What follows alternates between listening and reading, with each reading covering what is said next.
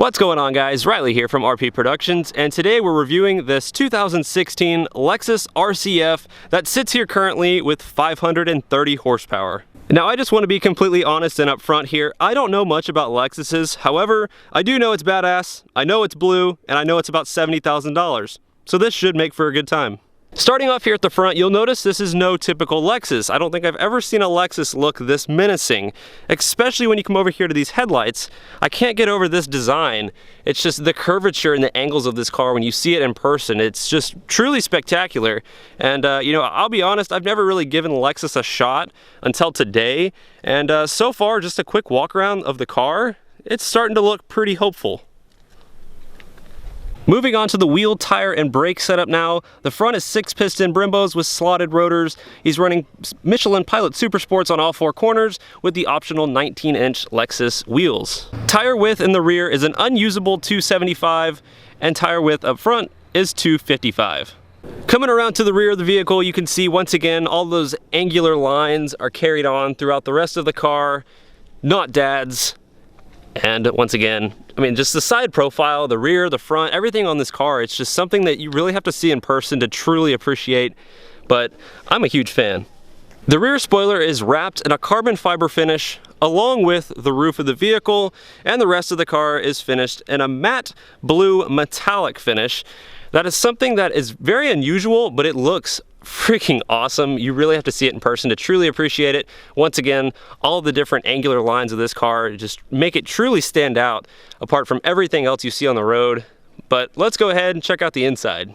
Moving on to the interior, you're greeted with an abundance of Alcantara, leather, blue and white stitching, carbon fiber, and all kinds of other goodies that you would find in a 2016 Lexus. We'll talk more about the interior features while driving the vehicle. However, just wanted to give a quick overview of everything so you can see it all up close and personal. Got the ZF 8-speed automatic transmission, and just the rest of the interior is a great place to be. One interesting thing I found about this car was the start-stop button is featured way up here, which I thought was kind of an interesting place for it. And, you know, I won't lie, the interior, it seems like it could be a little bit better for a 2016 Lexus. To me, this just kind of seems like, you know, slightly cheap materials. However, it is a really nice place to be. Everything feels nice. And let's go ahead, check out under the hood and talk about the mods on this vehicle. And now for the fun part. So under the hood, this car features a 5-liter V8, which bone stock produces 467 horsepower, coming from a Lexus. Now that may seem like a lot, however, the owner of the vehicle decided that was not enough. So he went ahead, put long tube headers on the car, a full Borla exhaust, and a tune to bring the horsepower number up all the way to 530 to the motor and 450-ish to the rear wheels. So let's go ahead, grab a quick exhaust clip, and take this baby out for a spin.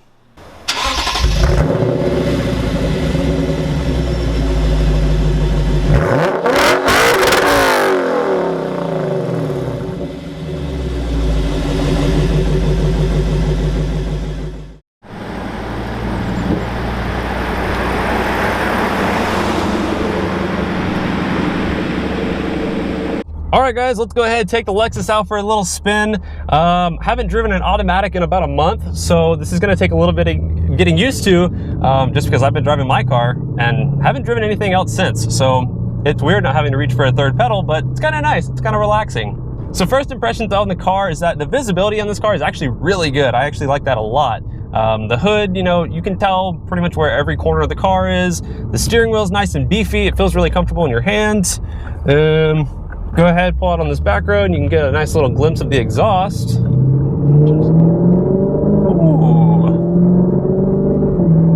Yes, I like that a lot. So what better way to start off this 530 horsepower Lexus review with this little 0 to 60 launch. So let's just kind of ease into it and see how it does.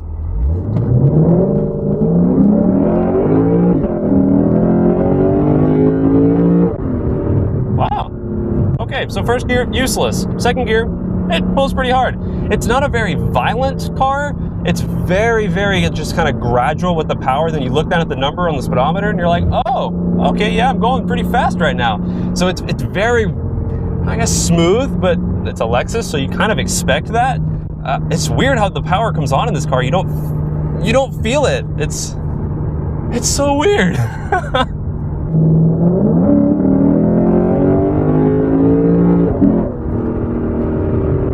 It's quick, that's for sure. And then let's see how it corners now, approaching this little corner, just taking it pretty easy.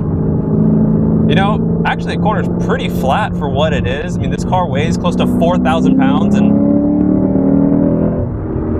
doesn't really feel 4,000 pounds. One thing you do notice is that, you know, it is a bigger car and you feel that while driving it, especially the steering feedback.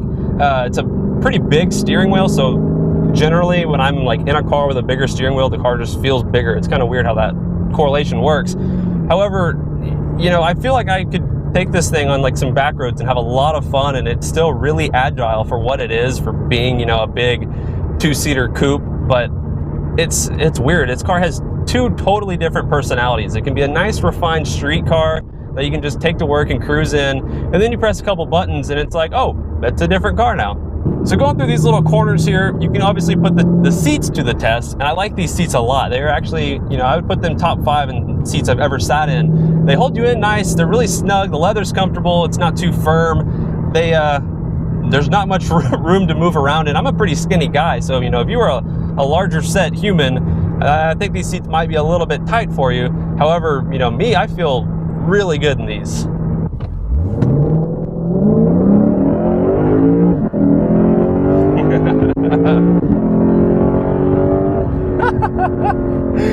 Oh man. I love the ZF Auto. Like the 8-speed ZF transmission, I would arguably say it's like the best automatic transmission out there on the market. Like, just, oh man. Like, I won't lie, it makes me miss my Scat Pack a little bit just because of how just crisp those shifts are, and they're general, like, it's, I believe, the same transmission, if not a very, very similar model. But oh, listen to that. How could you not like that? That is awesome. This is a car that, you know, a lot of people, I don't think, would look at if they were going to look for like a sports coupe, and this car doesn't get a lot of praise, I guess, from automotive journalists, and you don't really see much on it. Oh, a Scat Pack. Hello. He didn't wave. He felt like, why is that guy waving at me?